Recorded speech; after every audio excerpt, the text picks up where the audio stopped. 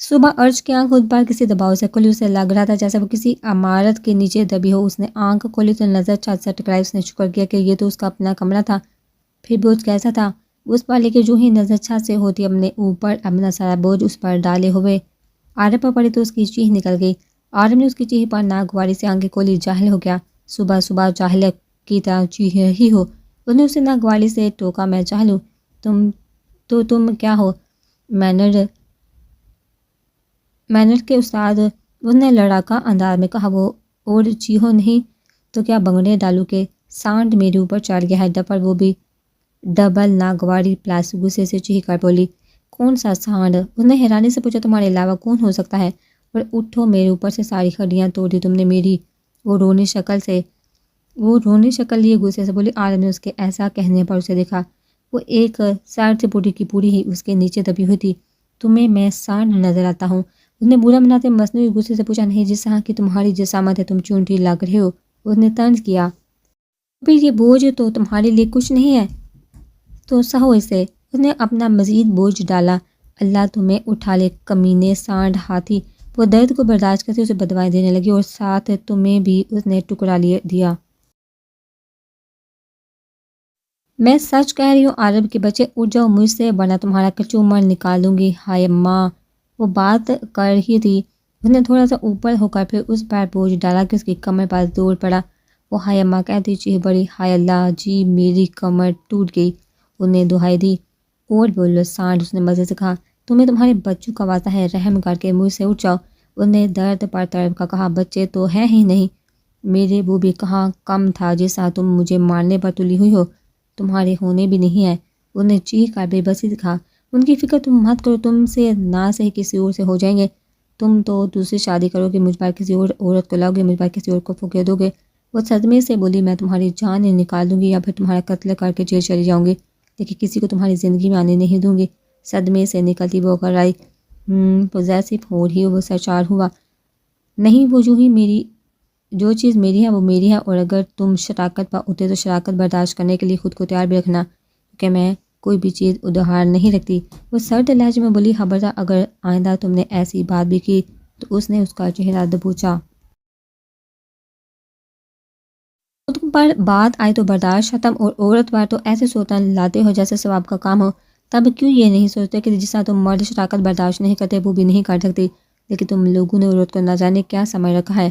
وہ تاثر سے بولی۔ وہ دوسری بیویاں ہوں گی جو شوہر کی محبت میں برداشت کر جاتے ہیں، لیکن تم ذہن نشین کر لو ہمارے درمیان کوئی محبت کا رشتہ نہیں ہے، کم از کم میری طرف سے تو نہیں ہے۔ لیکن اگر تم شراکت پر اترے تو اصل شراکت ہوتی کیا ہے وہ میں تمہیں بتاؤں گی، اور اب ہٹو اوپر سے۔ وہ چیخ کر بولی۔ اسے مردوں کے دوگلے نظریے ہی تو نہیں پسند ہے، اسے سخت نفرت ہے ایسے مردوں سے جو خود تو مذہب کی آڑ میں 4 شادیاں کر لیتے ہیں، حقوق بے شک ایک ہی پورے نہ کرتے ہوں، اور اگر عورت کو کبھی کسی مرد سے ویسے ہی بات کرتے دیکھ لے تو شراکت کے نام پر اسے طلاق دے دیتے ہیں۔ اس کی زندہ مثال تو اس کے اپنے باپ کی صورت میں تھی، اس نے بھی تو دوسروں کی باتوں میں آ کر شراکت کا رونا رو کر اس کی ماں کو طلاق دی تھی۔ اس کی پھولی سانسوں اور غصے سے سرخ چہرے کو دیکھا عالم نے خود کو اس پر سے ہٹا لیا۔ نہ جانے کیوں، لیکن اسے عرش کی آنکھوں میں آنسو دکھے تھے۔ عرش بنا کچھ کہے ڈرس لے کر واش روم میں گھس گئی تھی۔ اس کا دل پھٹنے کے لیے قریب تھا۔ آخر کیوں یہ لوگ عورت کو ایک جیتی جاگتی گڑیا سمجھتے ہیں جس کے پاس نہ تو کوئی جذبات ہوتے ہیں نہ فیلنگز؟ اسے پتھر ہی سمجھ لیتا ہے جس سے دکھ نہیں ہوتا، جس سے درد نہیں ہوتا۔ مرد کی بے وفائی پر اصل میں وہ اسے خود پر رونا آیا تھا۔ اس کا دل کر لا رہا تھا جب اس نے کہا تھا کہ وہ کسی دوسری عورت سے شادی کر لے گا۔ کیا وہ بھی دوسری عورتوں کی طرح ایک عارضہ وجود تھی جس کی کوئی حیثیت نہیں تھی معاشرے میں؟ عورت کے اتنے عارضہ ہونے پر اسے رونایا تھا۔ جب دل ہلکا ہوا تو منہ دھو کر فریش ہو کر باہر آئی تو عارب روم میں نہیں تھا۔ اس نے شکر کیا، ابھی وہ اس کی شکل نہیں دیکھنا چاہتی تھی۔ اس نے ہلکی سی لپ گلوز لگائی اور روئی روئی آنکھوں کو کاجل کے ٹچ سے چھپا دیا۔ اس کی آنکھیں کھلی تو خود کو عارب کی باہوں میں پایا۔ عارب ایک ہاتھ سے اس کی کمر کو جکڑے، دوسرا ہاتھ اس کے سر پر رکھے تھوڑی سے اس کے سر پر ٹکائے سویا ہوا تھا۔ اسود نے مسکرا کر اس کے بالوں کو پیچھے کیا اور آہستہ سے اس کا بازو اپنی کمر سے ہٹا کر اٹھی۔ اس نے وضو کیا اور نماز ادا کی۔ عارب اسے بازو سے ہلایا، وہ کرتا کروٹ بدل گیا۔ عارب اٹھیے، اس نے دوبارہ ہلایا۔ کیا ہے؟ وہ بیزاری سے لیٹا لیٹا بولا۔ نماز کا وقت گزرتا جا رہا ہے، اٹھیے اور اپنے کمرے میں جا کر نماز پڑھیں۔ اپنے کمرے میں کیوں اس نے جمائی روکتے حجاب کے حالے میں اس کے پر نور چمکتے چہرے کو دیکھا، پوچھا، اس لیے اگر کسی نے آپ کو اجالے میں میرے کمرے میں سے نکلتے دیکھ لیا تو ہاں مجھے شرمندگی ہوگی۔ شرمندگی کیوں؟ اس نے گورا، بیوی ہو تو میری، جب چاہے تمہارے پاس آ سکتا ہوں، جب چاہے تمہیں بلا سکتا ہوں۔ اس نے بیڈ پر بیٹھے اس کی کمر کے گرد بازو ڈالے اور ساتھی سے باور کروایا، ہر باز آ جائیے۔ اس نے اس کے بازو ہٹائے، حال میں دوبارہ بازو اس کی کمر میں باندھ لیے اور اپنے اللہ برکے، ایک تو مجھے سمجھ نہیں آتی، آپ نہ موقع دیکھتے ہیں اور نہ بات، بس اپنی منمانی کرنی ہوتی ہے آپ کو۔ اس نے اس کے ہزار پر ٹانٹ کی، ایک تو تم لڑکیاں بڑی ہی کوئی عجیب مخلوق ہو۔ اس کے ٹانٹ پر وہ بیٹھ سے ٹیک لگا کر سیدھا بیٹھ گیا۔ کسی نے صحیح کہا ہے، عورت چیز ہی پہیلی کا نام ہے، اگر شوہر پیار نہ کرے تو رونا بچاتی ہو اور اگر کرے تو پھر بھی تم لوگ شکر ادا کرنے کی بجائے باتیں سناتی ہو، بہت ہی ناشکری ہوتی ہو تم عورتیں۔ اسے گھورا تھا تو شوہر بھی تو ہر وقت شروع نہ ہو جایا کرے، بیوی کی بات بھی سن لیا کرے، ہو سکتا ہے سیریس بات ہو۔ اس نے بھی برا مناتے منہ بنایا، سب کو چھوڑی، آپ کی حرکتیں سدھرنی نہیں ہیں، پھر چاہے میں اپنا سر ہی کیوں نہ دیوار میں ماروں۔ اس نے اس بحث کو چھوڑی اور جا کر کمرے میں نماز پڑھی۔ اچھا وہ ٹوس کے اٹھنے پر اسفا نے شکرانہ نظریں اٹھائی، یہ آپ کہاں جا رہے ہیں؟ دروازہ تو وہ ہے، واش روم کی طرف جاتے دیکھا اس نے اس کے آگے کھڑے ہوتے کہا، یار بہت ہی عجیب ہو تم، پہلے کہتی کہ اٹھ کر نماز پڑھو، اب جب میں شرافت سے بغیر کوئی شرارت کے اٹھ گیا ہوں تو سامنے آ کر کھڑے ہو گئے ہو۔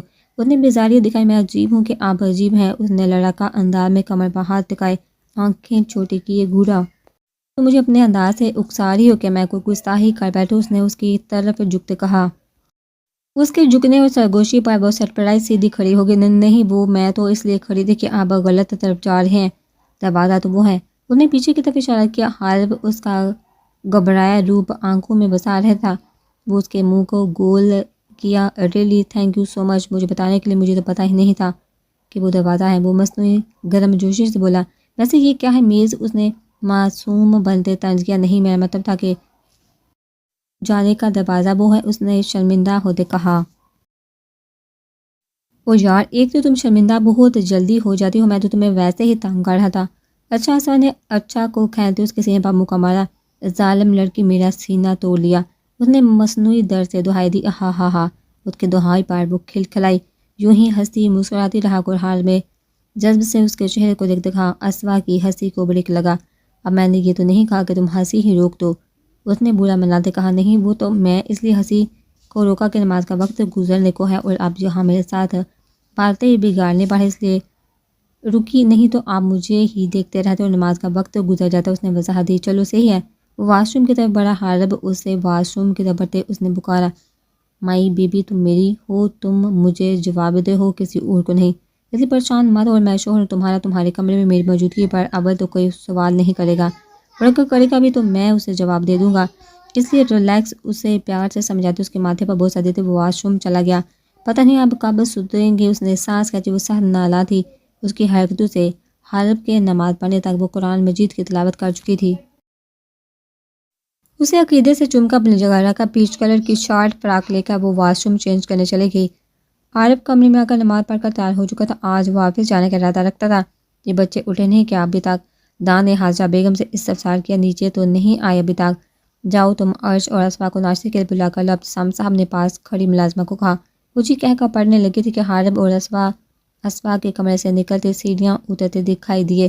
حارب نے جان بوجھ کر سب کو دکھانے کے لیے اسفا کا ہاتھ اپنے ہاتھ میں پکڑا، اسفا نظریں نیچے کیے اس کے ساتھ اترنے لگی۔ سب نے انہیں اس کے کمرے سے نکلتے دیکھا تھا، اسے شرم آ رہی تھی، سب سے ان کے پیچھے پیچھے ہی پہلے عارب اور پھر عرش اترے۔ انہوں نے سلام کیا، حارب اسفا ایک ساتھ، جبکہ عرش اور عارب ساتھ بیٹھے۔ تم اسفا کے کمرے میں کیا کر رہے تھے؟ ابتسام صاحب نے روب سے پوچھا، آپ نے ہی تو کہا تھا کہ رسم ہوتی ہے، بس میں اسی لیے اسفا کو بریڈ تمام۔ اس سے نیتا بولا، تو رسم تو اسفا کی تھی، تم آم لینے کے تھے۔ ابتسام صاحب گرجے، بابا اپنا یہ مصنوعی روپ اور گرج نہ آپ اپنے پاس رکھے، آپ پر اس وقت بالکل بھی نہیں جاج رہا اور صاف پتہ چل رہا ہے کہ آپ ناکام ایکٹنگ کرنے کی کوشش کر رہے ہیں۔ ابتسام صاحب کھسیانے ہوئے، اور دوسری بات یہ کہ آپ نے ادھوری رسم بتائی تھی، یعنی کہ صرف لڑکی مائکے جاتی ہے، یہ تو آپ نے بتایا ہی نہیں کہ لڑکا بھی ساتھ جاتا ہے۔ لڑکی کی اس نے برا منایا، یہ تو شکر اسے گوگل کا اللہ بھلا کرے جس نے بتایا، ورنہ مجھے تو معلوم ہی نہ پڑتا اور مجھے ایک رات بیوی سے دوری پر گزارنی پڑی۔ اس نے گوگل بنانے والے کو دعائیں دیتے انہیں اطلاع دی۔ اسما سب کے سامنے شرم سے رنگت کے ساتھ چہرہ جھکا کر بریڈ کھانے لگی۔ یہ کہ تم نے رات مائکے گزاری؟ انہوں نے سمجھ سار ہلایا۔ بالکل، اس نے فخریہ کہا۔ تو بیٹا جی آپ ابھی بتائیے، کہاں آپ سے بی بیگم کی ایک رات دوری برداشت نہیں کی گئی؟ بھائی تو آپ بھی اسی کے ہیں۔ انہوں نے شرمندگی کو چھپاتے خود پر روب کا ہول چڑھاتے عارف کی طرف رخ کیا۔ ان کے سوال پر اسے پھندا لگا۔ جس زور سے پھندا لگا مجھے اندازہ ہو گیا ہے کہ تم بھی بیوی کے پہلو میں ہی تھے۔ تو ڈر کے آپ جب رسم کرنے گئے تھے کیا ماموں کے پہلو میں سوئے تھے؟ عارف کی بجائے حارب نے آنکھیں پٹ پٹاتے کہا۔ ابتسام صاحب سٹ پٹائے۔ ہمارا زمانہ بہت شریف تھا، انہوں نے سنبھلتے ہوئے کہا۔ جی جی بالکل، اس لیے صرف 2 ہی بچے ہوئے آپ کے۔ اس نے سمجھتے سر ہلایا۔ ابتسام صاحب سب کے سامنے اپنی اولاد کی بے باکی کی وجہ سے شرمندہ ہو گئے اور شرم سے سرخ۔ نہ جانے کیوں تھا ان کا یہ ثبوت اتنا بے شرم ان کو معاف نہیں کر رہا تھا۔ بیوی کا تو اللہ ہی حافظ تھا، انہوں نے سوچا۔ عثمان کدھر ہے؟ وہ تو تم دونوں کی نگرانی کے لیے گیا تھا نا؟ انہوں نے بات بدلی جانتے تھے سیدھا بھی کچھ بولیں گے تو اس کا جواب الٹا ہی ہوگا۔ عارف اور حارب دونوں مسکرائے۔ وہ تو میرے کمرے میں بیٹھا مووی دیکھ رہا ہے، ہم نے سوچا ہم تو بیوی پاس جا رہے ہیں تو اس لیے مووی لگا دی کہ بچہ بور نہ ہو۔ جاؤ بلا کر لاؤ اسے۔ دان نے ملازمہ کو حکم دیا۔ اللہ خیر کرے، سب نے دل بہا کا دل دہلا دینے والی چیخ بار سبھی ناشتہ چھوڑ کر بھاگے۔ عارف اور حارب آرام سے اٹھے اور سست قدموں سے کمرے میں پہنچے۔ وہ کمینے اسے رومانٹک مووی لگا کر دے کر اسے اچھی سزا دے کر گئے تھے کہ نہ تو وہ اٹھ کر بیٹھ سکتا تھا، نہ بول کر کسی کو بلا سکتا تھا، اور پھر فلم دیکھتے نہ جانے وہ کب سو گیا تھا۔ رات کو جتنی وہ بے بسی سے سویا تھا اٹھا اتنی ہی دل دہلانے دینے والی چیز سے تھا۔ اس کے دن کے ساتھ ساتھ راتیں بھی خراب تھی۔ اس نے سامنے دیکھا تو ملازمہ کو سامنے پایا جو اب ٹکر ٹکر آنکھیں باندھ کے اسے دیکھ رہی تھی۔ منہ پر ٹیپ ہونے کی وجہ سے تو وہ یہ بھی نہیں کہہ سکتا تھا کہ چیخ کیوں رہی ہو، کیا ہوا؟ دان نے پریشانی سے کمرے میں داخل ہوتے پریشانی سے پوچھا۔ باری باری سب ہی پریشانی سے اندر داخل ہوئے۔ وہ اس کے سامنے ایک کی طرف اشارہ کیا۔ یہ وہ سب حیرانگی سے عثمان کو دیکھنے لگے جو کرسی سے بندھا ہوا تھا۔ عثمان کی آنکھوں میں نمی تیرنے لگی۔ یہ کیا ہوا؟ کس نے کیا یہ سب؟ مجیب صاحب نے پریشانی سے سوال کرتے اس کی رسیاں کھولنی شروع کی۔ حاجہ بیگم بیٹی کی حالت پر تڑپ کر اس کے پاس آئیں اور منہ سے ٹیپ اتاری۔ رات بھر ٹیپ چپکنے کی وجہ سے اسے تکلیف ہوئی۔ مجیب صاحب اس کی ساری رسیاں کھول چکے تھے۔ حاجہ بیگم نے اسے پیار کرنا چاہا کہ وہ واش روم بولتا تیزی سے واش روم میں بند ہو گیا۔ پریشانی میں بھی اسما اور عرش کے چہرے پر مسکراہٹ آ گئی۔ عرش تو اس کے بھاگنے پر کہکہ لگا دیتی کہ سب کی موجودگی پر ضبط کر گئی، لگتا ہے رات کا روکا ہوا تھا۔ حارب نے عارف کے کان میں کہا۔ سپیڈ سے تو یہی لگتا ہے۔ عارف نے مسکرا کر سرگوشی کی۔ طاہر چیخ مارنے کے بجائے اسے کھول دیتے۔ ابتسام صاحب مہمانوں کے ساتھ اس سلوک پر شرمندہ تھے کہ ملازمہ کو جھڑک دیا۔ وہ سر مجھے لگا کہ وہ فوت ہو گئے ہیں اس لیے بے سہادہ چیخ نکل گئی۔ اس نے شرمندگی سے بتایا۔ حاجہ بیگم نے اس کے پھول پھول پر دہل کر دل پر ہاتھ رکھا۔ ان کی جوان بیٹی کو کہہ رہی تھی کہ اسے لگا کہ اللہ نہ کرے فوت ہو گیا ہے۔ ایک ماں تو کبھی ہوا میں بھی اپنے بچوں کو بارے میں ایسا سوچ نہیں سکتی۔ تو تمہیں ایسا کیوں لگا؟ حارب میں مسکراہٹ چھپا کر پوچھا۔ جب میں کمرے میں داخل ہوئی تو عثمان صاحب کرسی سے بندھے ہوئے تھے اور گردن ایک طرف کو ڈلکی ہوئی تھی، تو مجھے لگا کہ وہ ہچکچاتی بات ادھوری چھوڑی۔ ٹھیک ہے جاؤ تم۔ ابتسام صاحب نے عثمان کو واش روم سے نکلتے دیکھا کہا۔ بتاؤ بیٹا یہ کس نے کیا تمہارے ساتھ؟ عارب اور حارب تو کہہ رہے تھے کہ تم مووی دیکھ رہے تھے، پھر یہ کس نے کیا؟ او جی ہاں، کیا ان لوگوں نے آپ کو نہیں بتایا کہ کیسے یہ لوگ مووی لگا کر دے کر گئے تھے؟ نہیں، انہوں نے تو بس یہی بتایا کہ تم مووی دیکھ رہے تھے۔ حارب کے کمرے سے ابتسام صاحب نے جواب دیا۔ پھر اس نے الف سے یہ تک خود پاگوزی سب دھا کے کندھوں پر سر رکھ کر آنکھوں میں نمی لیے بتا دیا۔ ابتسام صاحب نے ان کے چالاکی پر انہیں گھورا۔ کر بھی کہہ سکتے تھے جس طرح انہوں نے کل عثمان کے ساتھ پرینک کیا تھا، بس وہی انہوں نے بھی کرنا چاہا، لیکن بھول گئے تھے کہ وہ بھی ان کے بیٹے ہیں۔ ان سے وہ ہاتھ آگے، 2 ہاتھ آگے، اس سب میں وہ بیچارہ عثمان پس گیا۔ اسما اور عرش نے بے یقینی سے انہیں دیکھا، جو ذرا بھی شرمندہ دکھائی نہ دے رہے تھے۔ وہ سب لوگ حاجہ اور مجیب صاحب کے سامنے شرمندہ ہوئے۔ ہم معافی مانگتے ہیں تم دونوں سے ان کے رویے پر۔ دان نے ہاتھ جوڑ کر معافی مانگی۔ نہیں دائی، آپ کیا کہہ رہے ہیں؟ آپ بڑے ہیں ہمارے اور بچوں میں تو ایسا ہوتا رہتا ہے۔ مجیب صاحب نے ان کے ہاتھ کھول کر انہیں شرمندگی سے نکالا۔ نہیں، پھر بھی بھائی شرارت اپنی جگہ، لیکن ان دونوں نے یہ نہیں کرنا چاہیے تھا۔ کوئی اخلاق بھی ہوتا ہے۔ شرارت کا مطلب یہ تو نہیں کہ گھر مہمانوں کے ساتھ ایسا سلوک کرے۔ یہ لوگ ابتسام صاحب ساتھ ناراض نظر سے ان دونوں کو دیکھا مجیب صاحب سے بولے، اور تم بیٹا فکر مت کرو، انہیں ان کے کیے کی سزا ملے گی، وہ وہی ملے گی جو تم ان لوگوں کو دو گے۔ سچ میں کیا آپ انہیں سزا دیں گے؟ اس نے مسکرا کر شیطانی ذہن سے پوچھا۔ ہاں کیوں نہیں، ضرور، جو تم دو گے، بلکہ میں تو کہتا ہوں کہ سخت سزا دینا انہیں۔ یہ دونوں 2 دن بابیوں سے دور رہیں گے، بس یہی سزا ہے ان کی۔ اس نے ان کی دکھتی رگ پر ہاتھ رکھا تھا۔ نو، وہ دونوں یک زبان ہوئے تھے۔ بیٹا تم دونوں کو تو کوئی اعتراض نہیں؟ ان کی نو کی کردار کو نظر انداز کرتے انہوں نے عرش اور اسوا سے پوچھا۔ بیٹا یہ سزا ہے تو ان دونوں کے لیے ہے، لیکن پوچھ اس لیے تم دونوں سے رہا ہوں کہ اب ان کی زندگی پر میرے بعد تم دونوں کا حق ہے، اس لیے میں نہیں چاہتا کہ ان کی سزا کے بدلے تم دونوں کے جذباتوں کو ٹھیس پہنچے۔ نہیں دایا با، مجھے کوئی اعتراض نہیں، اب کہ وہ ذرا بھی شرمندہ نہیں تھی۔ اور تمہیں بیٹا نہیں، اس نے بے تاثر لہجے میں کہا۔ وہ تو پہلے اس کی شکل دیکھنے کے روادار نہ تھی، سبب وہ کافی ہٹ ہوئی تھی۔ دونوں انہیں شکوے بڑے نظروں سے دیکھ رہے تھے، اور وہ دونوں کمال مہارت سے انہیں نظر انداز کر رہی تھی۔ تو بیٹا پھر تم دونوں آج رات کو ہی لاہور جانے کی سیٹیں پکڑو۔ جانا تو اب سامنے تھا بزنس کے سلسلے میں، لیکن اب تم دونوں جاؤ گے تو وہاں چاچو چلے جائیں ابھی بھی، عارب نے کہا۔ ہاں، عارب نے بھی سر ہلائی، اس سزا کو تو انہوں نے سرے سے ہی نہ لیا تھا۔ وہ سوچ بیٹھے تھے کہ وہ کسی نہ کسی طرح کوئی جگاڑ لگا کر ان کے پاس چلے ہی جائیں گے، لیکن اب ان کے باپ ان کی سوچوں پر پانی پھیر رہا تھا۔ تم دونوں خود کو زیادہ ہوشیار سمجھتے ہو، میں نے ہی تم دونوں کو پالا ہے، تم دونوں کی نس نس سے واقف ہوں۔ جانتا ہوں یہاں پر تم دونوں کسی نہ کسی طرح ان سے مل ہی لوگ، اس لیے تمہارے پلانوں کو ہوائی جہاز پر بٹھا کر اڑاتے ہوئے میں نے یہ فیصلہ کیا ہے جس میں کسی طرح کے رد و بدل نہیں ہوگی۔ انہوں نے حد میں کہا۔ دونوں کا منہ لٹک گیا، ان کا لٹکا ہوا منہ عثمان کو کافی مزہ دے رہا تھا۔ چلو اب سارے ناشتہ کرو، سارا مزہ خراب کر دیا تم لوگوں نے۔ رکی انکل، اس نے روکا، میں نے معاف کیا ان دونوں، اس نے فراغ دلی سے کہا۔ جیتے رہو بیٹا، میرے دوست ہیں، کہ ایسے نہیں دیکھ سکتا میں انہیں۔ اس نے دونوں کے گرد بازو لپیٹے۔ بس جب رات کو مجھے واش روم کی حاجت ہوئی تب مجھے ان پر غصہ آیا تھا، بھلا منہ ہی رہنے دیتے، کم از کم میں کسی کو آواز دے کر بلا لیتا۔ ویسے شکریہ کرو میرے سسٹم کا جس نے تمہارے کمرے کو گندا ہونے سے بچا لیا، ورنہ جس قدر زور آور تھا مجھے پکا یقین تھا نکل جانا تھا۔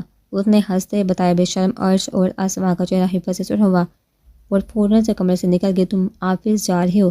اس سے باہر جاتے دیکھ ابتسام صاحب نے پوچھا۔ جی ڈنگر کی اولاد، ولیمے کے اگلے دن کون جاتا ہے آفس؟ کڑے تیوروں سے پوچھا گیا۔ ڈنگر کی اولاد، عارب لقمہ دے کا موبائل پر سر جھکا تھا۔ عارب نے مسکراہٹ چھپائی۔ ابتسام صاحب نے دانت پیسے۔